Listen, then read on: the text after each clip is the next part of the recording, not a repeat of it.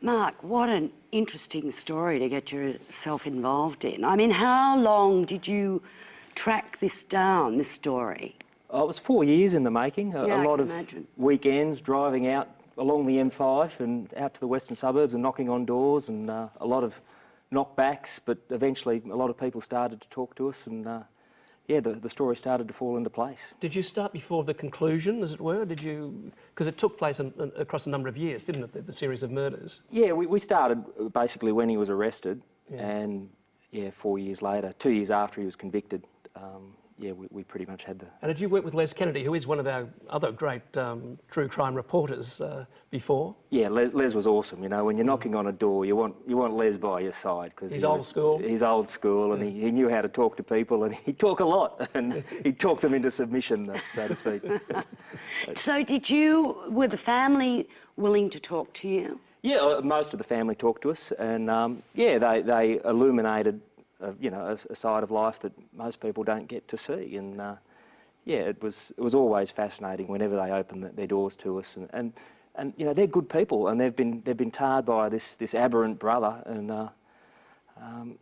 you know, and it's become what it's become. You know, the name's become larger than life. It's become synonymous with evil, and they're all tarred by that brush too. Yeah, it must be a terrible thing, because I found that one of the interesting things about the series was the look at the banality of their lives, really.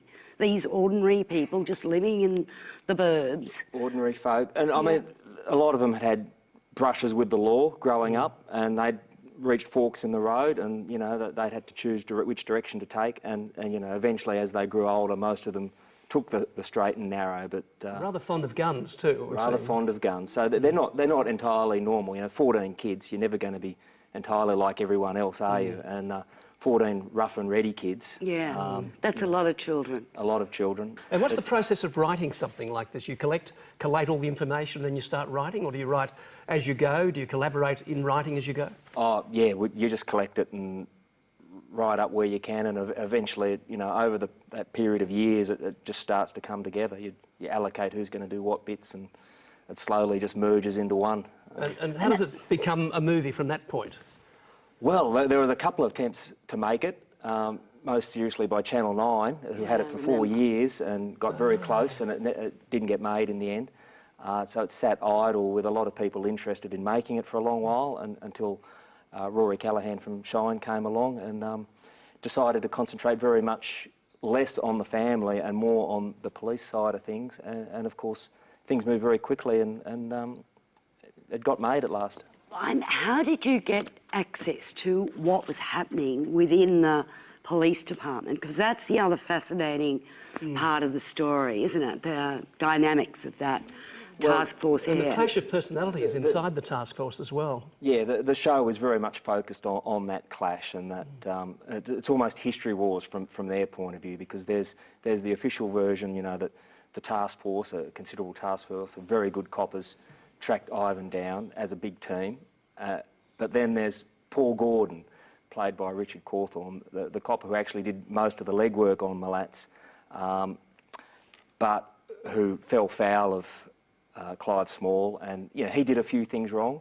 Clive Small possibly did a few things wrong, and there was a clash. Paul Gordon spoke to the media and got sacked from the task force, you know, within a week of Ivan being arrested. You know, within a week of his greatest moment, he was gone, and his life really has never been the same since. Do you go into the detail of what Milat actually did? Not in any great detail, because the detail isn't really known. Like the TV show, all you can know is from the bones. Yeah. And so they've only told the story from that perspective, that the bones of the bodies tell us certain things, and that's as far as you can go. The rest of it's just locked up in Milat's head, and until he chooses to say exactly what happened, it's purely speculation.